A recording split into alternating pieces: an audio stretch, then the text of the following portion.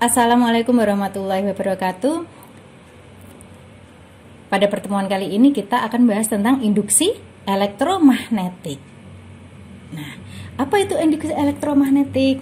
Jadi, induksi elektromagnetik yaitu arus listrik yang timbul akibat adanya perubahan medan magnet. Nah, ini berbeda dengan induksi magnetik.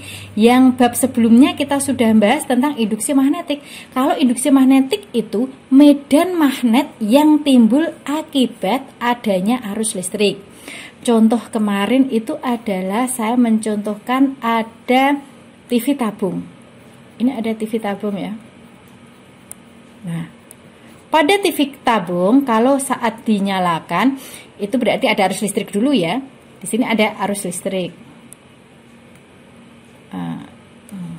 Bentar. Ada arus listrik. Nah, kemudian kalau kalian sentuh pada bagian depan layarnya itu, tabungnya itu kan ada kayak kerasa dret-dret. Nah, dret-dret. Nah, itu adalah ada yang namanya medan magnet. Atau karena ada induksi magnetik, namanya ini terjadi induksi magnetik.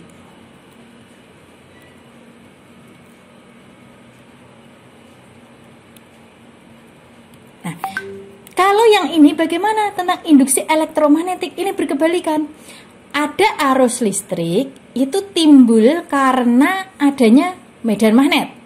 Jadi contoh pada dinamo itu ada sebuah kumparan. Ini kumparan itu terdiri dari banyak lilitan kawat ya. Ini ada lilitan kawat. Nah, terus kemudian kok ternyata kamu punya magnet batang. Ini selatan, ini utara. Kamu masukkan ke sana, seret, masuk keluar kayak gitu. Nah, maka ini ada medan magnet di sini, ada berubah medan magnet, maka akan menimbulkan arus listrik. Nah, maka kalau dinamo pada sepeda itu, maka akan menimbulkan listrik dan membuat lampu menyala. Itu berasal dari perubahan medan magnet.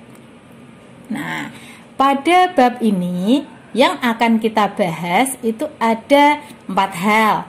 Yang pertama flux magnetik, yang kedua ini hukum Faraday, yang ketiga hukum Lenz, yang keempat penerapan hukum Faraday.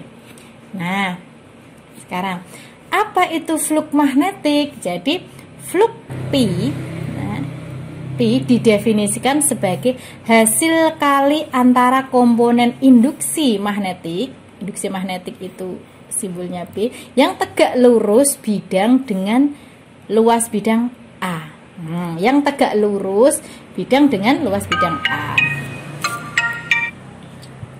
Nah, rumusnya maka P sama dengan B kali A. Nah, atau P flux itu adalah banyaknya garis medan magnet yang menembus bidang. Nah, ini coba ini. Ini ada induksi magnetik, ada B, induksi magnetik, ada magnet menembus ke sana, jret. Nah, banyaknya garis ini, lah ini namanya yaitu flux magnet ini. Ini namanya flux magnet. Nah, sekarang bisa seperti ini contoh. Ini adalah daerah luasan A. Ditembus oleh medan, ada medan magnet dari utara ke selatan ya, menembus jeret. Ini namanya menembus. Kalau yang ini menembus enggak? Ini tidak, ini bukan menembus karena cuma melewati. Nah, berarti ini tidak tegak lurus ya. Kan harusnya antara ini B yaitu medan dengan luasannya dengan luasan bidangnya ini tegak lurus. Yang ini tegak lurus. Betul. Ini tidak tegak lurus, berarti nilai P-nya adalah 0. Tidak ada yang menembus bidang. Nah, ini. Terus bagaimana jika medan magnet menembus tidak tegak lurus? Contohnya ini, ada bidang. Harusnya kan tegak lurus nih. Ada B tegak lurus ini. Ini luasan. Ini ada B, harusnya menembus bidang sini, jret ke sana. Tapi sekarang tidak tegak lurus, miring. Ternyata miring. Miringnya ke sini. saya ganti warna biru, miring ke sini.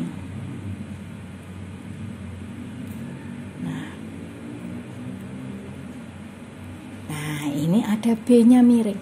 Kok ini miring? Harus bagaimana? Berarti kamu harus menegak luruskan, tegak lurus. Nah, biasanya di dalam soal itu diketahui sudut, yaitu yang terbentuk sudut theta, yaitu sudut yang terbentuk antara medan magnet dengan normal bidang. Yang tegak lurus ini kan normal bidang ya. Yang namanya normal bidang itu garis yang tegak lurus dengan bidang. Ini bidangnya. Nah, biasanya diketahui sudut itu. Saya kasih ini. Nah, ini bahannya, ini adalah tetanya. Nah, sekarang, nah, karena miring, maka kita harus tegak luruskan. Berarti nanti harus menjadi posisinya akan ada di sini. Nanti posisinya B. Mungkin kita akan membuat dia tegak lurus dengan bidang.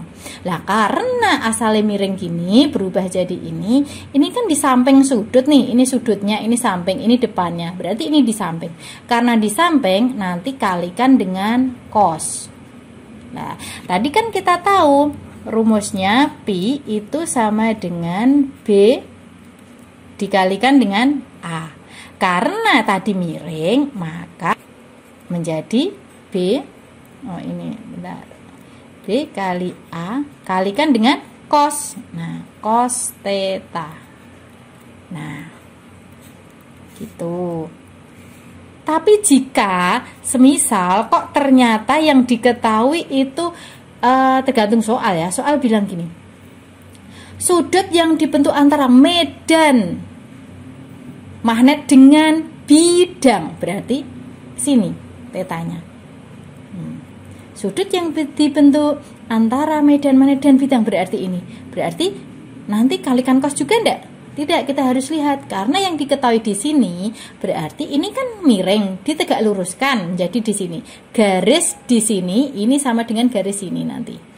Nah, nanti sama seperti ini. Ini posisinya akan sama. Nah, ini sama dengan itu. Nah, karena sama dengan itu. Nah, karena ini adalah di depannya sudut yang diketahui, maka nanti itu adalah pakainya sin. Berarti nanti Pi sama dengan B A kalikan sin theta. Nah, kayak gitu. Jadi itu tergantung soal. Tapi biasanya kita pakainya ini karena yang diketahui adalah sudut antara medan dengan normal bidang. Seperti itu.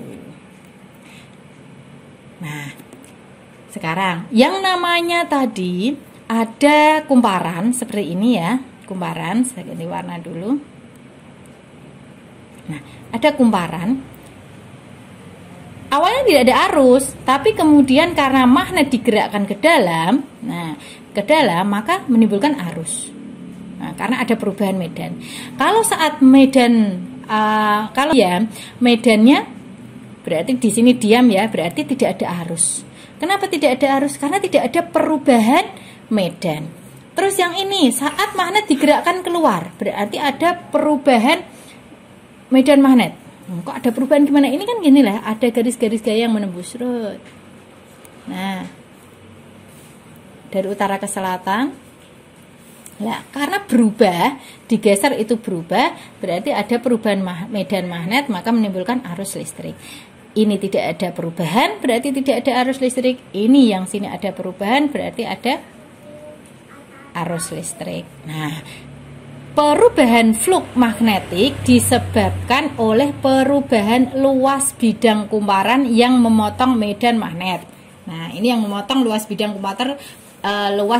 kumparan terhadap medan magnet sama saja. Medan magnetnya memotong sama saja. Jarum ampermeter menyimpang menunjukkan bahwa dalam loop PQRS, nah PQRS ini maksudnya putaran sini, mengalir listrik yang namanya arus induksi.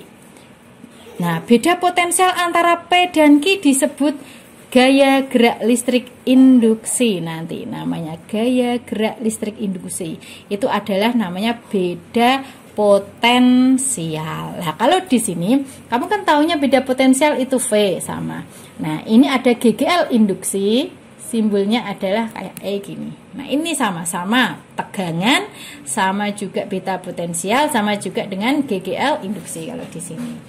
Nah, hukum Faraday tentang induksi elektromagnetik itu adalah karena adanya GGL induksi akibat adanya perubahan flux. Berarti E terjadi karena perubahan flux magnetik tiap waktu. Nah, mana berubahnya? Berubahnya berarti ini. Kondisi kedua dikurangi dengan kondisi pertama. Apa ini N? N itu adalah jumlah lilitan. Kalau banyaknya lilitan itu tadi. Nah, persamaan Faraday atau hukum Faraday yaitu GGL induksi yang timbul pada ujung-ujung suatu penghantar atau kumparan adalah sebanding dengan laju perubahan flux magnetik yang dilengkapi oleh loop penghantar atau kumparan tersebut. Nah, seperti ini tadi. Nah, ini ya untuk rumus induksi GGL induksi. Nah, contoh soal ini diambil dari LKS. Sebuah kumparan dengan jumlah lilitan 200 berarti diketahui N berada dalam medan magnet dan mengalami perubahan flux medan dari 6 berubah menjadi 1 dalam waktu. Nah, ini adalah T-nya. Ini adalah pi satunya, ini adalah pi 2-nya. Nah, maka GGL induksi yang timbul antara ujung-ujung kumparan adalah, kita tahu tadi rumusnya E sama dengan min. Kenapa min? Min itu adalah karena perbedaan arah. Nanti dijelaskan di hukum Lenz. Min N delta pi per delta pi per delta T sama dengan min 200 dikalikan, nah berarti pi 2 dikurangi pi 1. Nah, 1 kali 10 pangkat min 4 dikurangi 6 kali 10 pangkat min 4 per waktunya yaitu 0,02. Nah, maka sama dengan ini bisa dicoret ya. Nah, karena min ini nanti adalah min 5, berarti min kali min plus berarti 35. Jadinya itu adalah, nah saya tulis saja gini, 10 pangkat min 4. Yang ini 10 pangkat min 2 pindah ke atas 10 pangkat 2. Habis semua ya. Jadi tinggal 5 volt. Nah,